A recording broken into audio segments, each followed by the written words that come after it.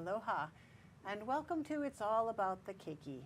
With me today is a very, very special guest, someone who I've been hoping to meet with for quite a long time, and who recently celebrated an anniversary of the organization for which she works, Kelley Oshiro. Welcome.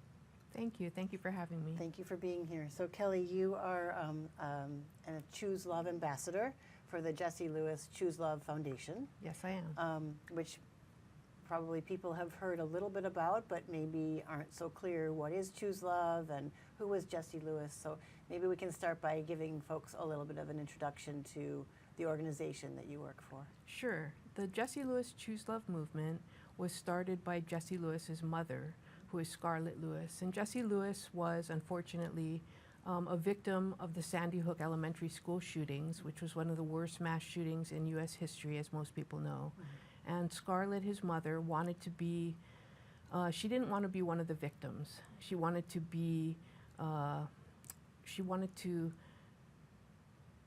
not be another victim, but rather she wanted to do something about it to make a difference. She wanted to make a difference. And so she decided to start this movement based on a message that Jessie left on the chalkboard, the kitchen chalkboard actually, before he died. He left a message that Scarlett found, and it said, "Nurturing, healing, love." Now keep in mind that he was only 6.5 years old, so this was actually phonetically spelled, and she knew that it was a message more than just for her, but for the whole world. And so she decided to take this message, and she actually brought in a professor from Western Connecticut State University to help her decipher this message. And they found that these 3 words were in the definition of compassion across all countries.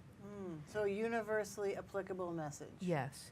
And so what they did was they created what they called and he told her that one way to get this message out was through a process called social emotional learning, which is an educational pedagogy that teaches kids how to learn compassion and learn empathy and learn skills and tools such as social awareness and self-awareness, decision making and relationship building. And she said, this is what we're going to do with this message. We're going to take it. And they created a profound formula for choosing love, which is courage plus gratitude plus forgiveness plus compassion and action equals choosing love. And with this formula, they developed a curriculum that they've taken out to educators across the world and have taken Jessie's message of nurturing, healing, love and developed social emotional learning in schools. It's a curriculum that's pre-K through 12, and in fact, we're soon to come out with a toddler and infant program as well. We also have an at-home program that for parents that goes along with what the kids are learning in school. And then we've also come out with a community program, so community members as well can introduce it in their businesses and choose love as well. So. It's a very comprehensive program. I love the idea of taking tragedy and turning it into a teaching moment, and for someone who's experiencing the greatest tragedy that any adult parent can experience. I mean, I was looking at the pictures online this morning and looking at Scarlett and looking at little pictures of Jessie before he passed, and one that just struck me was I think it was a close-up of maybe a door jamb in the home where he had written his own name, where his height had been marked, and just thinking that, that was sort of a frozen in time moment, that he'll never get taller than that. And if you're the mom dealing with that kind of crisis, tragedy, life-changing, situation, you either can curl up and die, or you can, decide to rise above it and create something out of it. And obviously that's what she did, but, I think, that's a huge, huge thing right there, is what do you do with tragedy and crisis? And then to turn it into something that will hopefully change lives. And one of her slogans is be a part of the solution. And what she likes to say is that we all have to take responsibility. The shooter, she has forgiven, Adam Lanza. And she says that she was part of the community, even though she didn't know Adam Lanza, she was a part of the community that he was a part of. And so if she doesn't learn to forgive him, then she cannot become a part of the solution. Just like we're all part of the community. And he was in fact bullied himself, this young man. And so we need to all accept responsibility for the communities that we're involved in order to become part of the solution, to solve and to heal and to embrace each other in order to choose love. And these things, I mean, may seem monumental and, you know, pie in the sky to some people. You know, how do you be the change you want to see around you, or how do you, you know, choose love in every moment? But I think, you know, thinking about it as I have since I first started looking at the website, it's little things, right? I mean, you can start with little tiny gestures, letting someone in when you're driving and you're in a hurry, but someone's trying to cut in front of you, let them in, you know. And because I think for me, what I find in those moments is I get much more out of being kind and compassionate than I get out of being a grumpy puss, you know. Like it's stressful to be grumpy, it's stressful to be negative. And forgiveness, one of the greatest things you can offer someone, is actually such a gift you can give yourself, right? Because Absolutely. carrying that around is a burden. Yes. So I think there's so many messages that we can take from this tragedy, right? And from the Choose Love campaign or foundation. Yes, absolutely. Yeah. And in fact, it all started at Jesse's funeral when Scarlett asked everyone, because everyone was asking her, what can we do? And she said, you can all do one thing for me, and that is that you can turn one angry thought a day into a loving thought. And that's what she asked of people, and they did that, and they found that it profoundly changed their lives, just that one thing. And there's what we call the ripple effect, of course, and so when you start to make changes in your lives, it begins to affect the people around you, and this begins to affect the people around them. And I think the statistics are that one person can affect 3,000 people, so it's really pretty amazing. I love that because, you know, people like to sort of know about cause and effect and know if what they're putting into it is going to result in something. So the 1 to 3,000 is a pretty good return. It is a huge return. Wow. Yes. Okay, so for people watching, maybe parents watching, one of the questions that I have grappled with in this age of what feels like daily occurrence of mass violence, tragedy, how do we raise kids who are, you know, on the one hand, able to stay innocent, which I feel is very important, that, you know, the innocence of childhood is something that we don't want to rush through, that we don't want to contaminate. It's a very important time for children to develop into the future adults they need to be, and so that innocence, I think, needs to be protected at all costs. Yet, we live in a world where stuff is happening, and we want to raise future leaders, future contributors, right? And people who are equipped to deal with challenges and who aren't maybe taken by surprise if something comes their way, and who are part of the solution. So with that in mind, what is Choose Love doing to help children, and how would you talk to parents who are confused about how to handle media and information? Well, I think social emotional learning, what it does is it gives kids the tools and skills to deal with these situations as they arise. And so by tools and skills, for example, part of what we teach them is positive psychology, and we teach them mindfulness. And so we teach them, for example, breathing exercises. And so we teach them what we call the brave breath during courage. We call it the brave breath, and they put their hand on their heart, their hand on their belly, breathe in, breathe out. And they learn how to breathe and focus their attention. And so when they're fearful or when they're angry or when they have an emotion that they can't deal with, they learn how to breathe and calm themselves. And it's very effective. And they love it. And we use it for when they're in a situation like on the playground when a couple of them are wrangling with each other. Take a brave breath, and they back off and they breathe. And they learn, instead of reacting to a situation, they learn how to respond. We say we can't always choose what happens to us, but we can always choose how we respond, and we can always respond with love. And that's the foundation upon which our curriculum is built. And we feel if the kids walk away with that understanding under their belt, we've done a pretty darn good job. And the brave breath is one of the skills and tools that they learn. And they'll use it, say, before they take a test to calm themselves before they're going into a test. Or they'll use it when they come in from recess to refocus on learning and being able to focus on their learning. And we have a story in one of the schools where the parents came after the missile attack, or the fake missile attack, yes. And they said, what did you teach our kids? Because they were calming us down during that. And it was the brave breath. The kids were saying, guys, get on the ground, take a brave breath, calm down. The kids were actually calming the parents. So these tools are effective. They actually go outside of the school and they work in the home.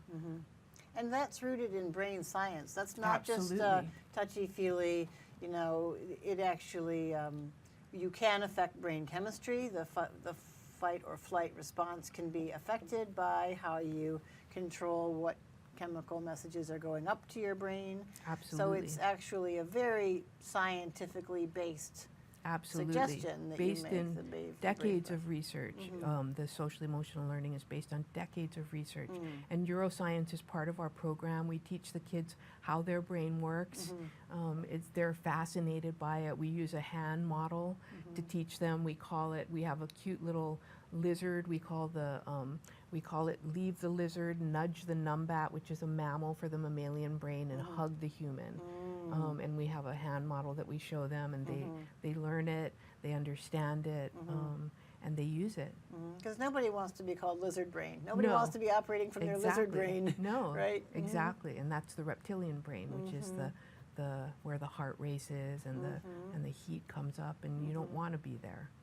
Yeah. So teaching them already why their body is responding the way it is and how to control it a little bit in moments is very helpful. Absolutely. Okay, Yes. and I imagine that extrapolates out to the bullying situations, or you know, if there are times when they're feeling ganged up on by gangs of mean kids or whatever, just sort of, okay. Yes, and it helps not only the person who's being bullied, but it helps the community surrounding the person who's being bullied, because they learn to be upstanders. Yes. And the thinking behind this is that introducing some of these concepts to kids can be done in a way which doesn't overly burden them with the harsh truths of the adult world, because that's, as I said, one of my concerns is making sure we protect kids from certain kinds of information, because we don't want our little precious innocent children staying up at night worrying about, you know, the next gun attack or you know, a missile attack or you know, any of the catastrophes that potentially await us. That's for the adults to carry as a burden. So how do we introduce this information without stressing the kids out? How is the philosophy there? The philosophy is one of them is the positive psychology, and teaching them to move their negative thoughts to positive thoughts. So we do positive affirmations with them. So whenever they start moving in the negative direction, we teach them to go into I am thoughts. So I am strong. I am brave. I am courageous. I am a good brother. I am a strong son. And we help them to learn that, to actually begin to understand that there's such a thing as neuroplasticity, and they can actually rewire their brains in a positive way. And can you imagine if as adults we knew that when we were young, and we could begin to rewire our brains for positive thinking? We have like 50 to 60,000 thoughts that go through our brains on a daily basis, and 70 to 90% of them are negative, non-productive thoughts. And 90% of those are repetitive. And but a thought can be changed. A thought can be changed, and we need to begin to move those thoughts into positive direction. And this is what we teach the kids. So it's easier to do it with the kids because their brains are still very much more plastic than our old adult brains. But it's not too late for us. It's Even not too older late for us people can do either. No, this. we can do this also. but for the kids, it's a great place to start when they're young. And so, I mean, I think the protective piece is, you know, that's as much up to the parents as anyone. But I think it's more in just keeping them positive and allowing them to be children in that sense. I think it's allowing them to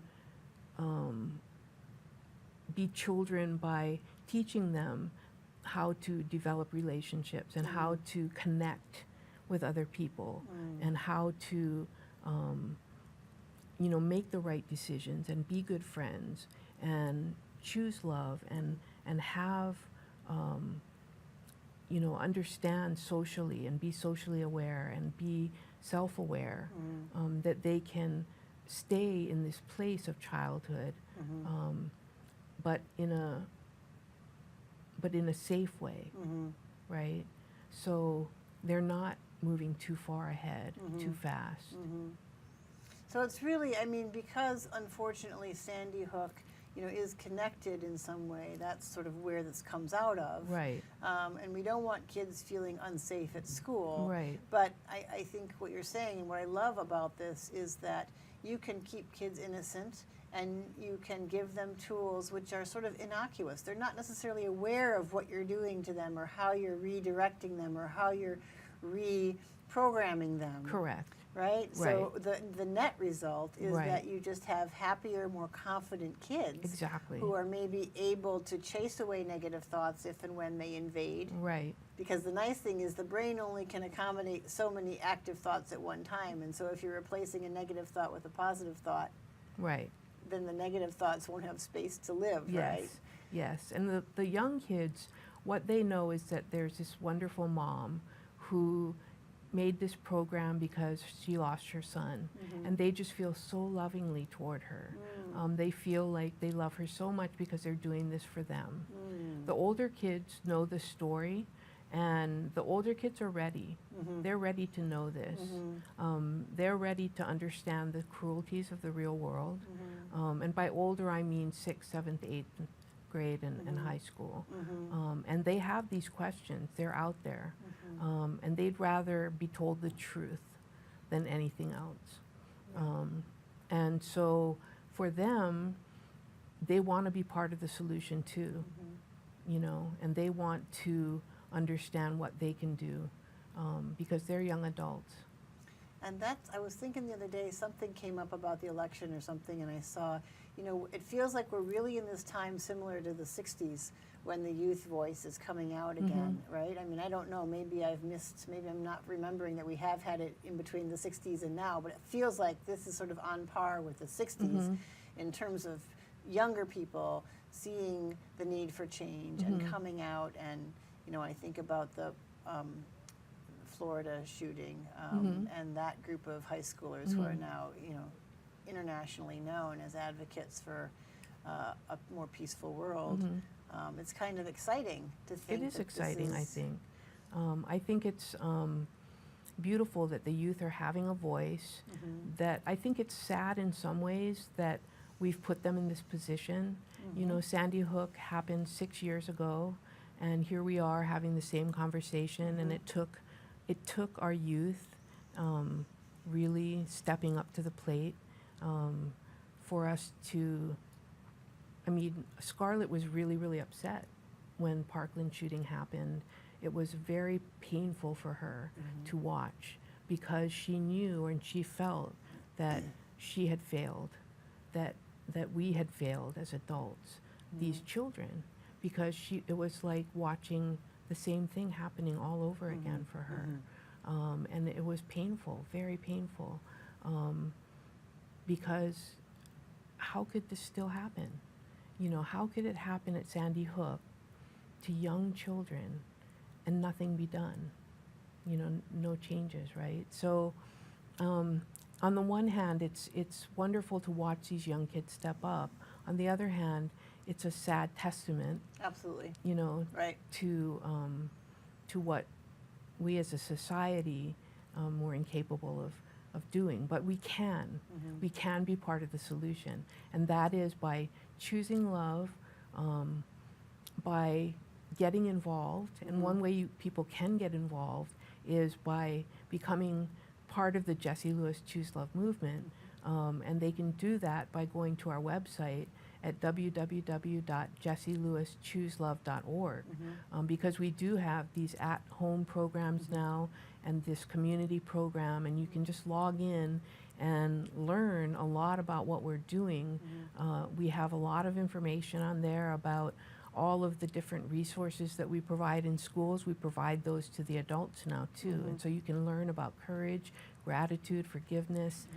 It was interesting when we were going to do forgiveness in the program, people said, really, forgiveness? Isn't that a little lofty for kids? And the funny thing is it's a little lofty for adults. You know, a lot of adults aren't quite ready to do forgiveness, but the kids love the forgiveness. It's actually one of their favorite pieces in the whole program. Kids need forgiveness. There's a lot of divorce in families, and there's a lot of forgiveness kids need to be doing for that.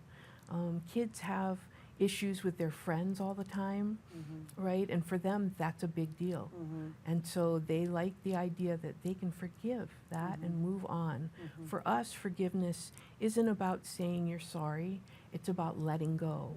Forgiveness is about taking your personal power back and letting go.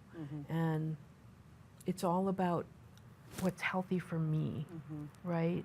And so it's a powerful tool for you to be able to say, I'm going to let this go, and I'm going to take care of myself. It's a gift for yourself, like Absolutely. you said. Yeah. And one thing that strikes me as you're talking is that, you know, so much of what happens to children in life, yes, they spend a lot of time at school, right, of course, so people often assume that the school should be the dominant force in, you know, educating on important matters like this, but we also know that what happens at home is profoundly impactful. Absolutely. And it sends the most profound, subtle messages to a child to watch the adults in his or her life at home interact with one another and interact with a child. And so I'm thinking, as you're talking about all the things that we can do as parents without even necessarily naming the program that we're jumping into, just by modeling more loving behavior with our spouses or with each other, you know, being clearer with the children, right? Not being so quick to say no or to shut them down, giving them more face time, more active listening. You know, so many things you could do at home to reinforce a choose love kind of thinking. Right? Absolutely. And taking the time around the family table to talk about gratitude and what is gratitude and what are you grateful for? What were you grateful for today? How did you show gratitude today? And so in our online program, at our at-home program, we give lessons and we give hints as to how and what kind of questions you can talk about at your dinner table, for example, on gratitude and on forgiveness and on compassion in action. So we help you to model these things to your children. Right. And I imagine some of this, depending on the age of your child, might be a little tough initially to introduce. I mean, I can picture some of my kids maybe being like, oh, geez, eye roll, you know, and phoning in some kind of answer. But I'm also picturing in those moments that if the adults at the table just carry on and demonstrate and take seriously their own admissions of gratitude, that eventually kids pick up on that. You know, if we sort of lay it down and say, okay, maybe you don't want to participate, maybe this is too new for you, maybe you're not ready to, you know, start spilling your gratitude list. We're going to do it, and we're going to do it every evening, and we're just going to talk and share what we're grateful for, and I think eventually kids pick up on how cool it is and how they want to be part of it, Absolutely. even if not initially. Yeah, absolutely. Yeah, the older kids sometimes, you know, maybe they do the eye rolls, etc. The younger kids, they just want your attention. Yeah. And they love doing anything. You give them any kind of program, they're ready to jump in and participate. Right? Absolutely. That, You show them attention and they just want to give you whatever you're looking for right back at them. So we're almost out of time. I wanted to give you an opportunity to share any final thoughts. I think it's important for people to know that they can access any of this information by going to the web and just looking for the Jessie Lewis ChooseLove.org. I love that there's take-home tools or printable tools that they can use at home. Hopefully it's coming to, if not all schools, at least most of the schools in some form or fashion. Another way to help is if you've heard about, if you hear about this today and you're interested in wondering, does my child have this in our school? We are in over 40 schools already statewide, but there are many more schools that we'd like to get into. So you could ask your school principal or your PTA about it. Great. And say, hey, have you heard about the Choose Love Enrichment Program or Choose Love? Have you heard about it? And go to our website. We have downloadable information there, and take information to your school principal and say, we'd really love to get this program for our kids. And my information is on the website. You can also email me at Kelley, Kelley, at JessieLewisChooseLove.org. And you can reach me that way, and I'd be happy to go and reach out to your child's school. So that's a great way to get it into your kids' schools. We're doing our best to get it out there to as many schools as we can, but it takes a village. Right. Right, and I think for people who are worried about how overscheduled their children are and making sure their children have enough on their, on their report card or on their personal resume to get them into whatever great college they want to head towards in the end, this kind of thing only adds to the long-term development of that child, right? Yes. And their ability to get along in the world and to succeed and to overachieve, Yes. If that's the plan. Yes, it increases test scores, actually increases graduation rates. It's proven to do all of that when they have access to social emotional learning. So there's no downside. no downside. Great. Well, I hope people watching will take you up on your offer to contact you or to present it to their school principals to try and get it into every school, because I see no downside to this at all. Seems like a very important thing. So, It really is. So thank you so much for having me. thank you for being here. This has been another episode of It's All About the Keiki. Special thanks to my very special guest today, Choose Love Ambassador Kelley Oshiro, and to Olelo Media Studios, to our producers, Brianna Robinson and Patrick Taylor. Until next time, I'm Kristine Altwies. Aloha.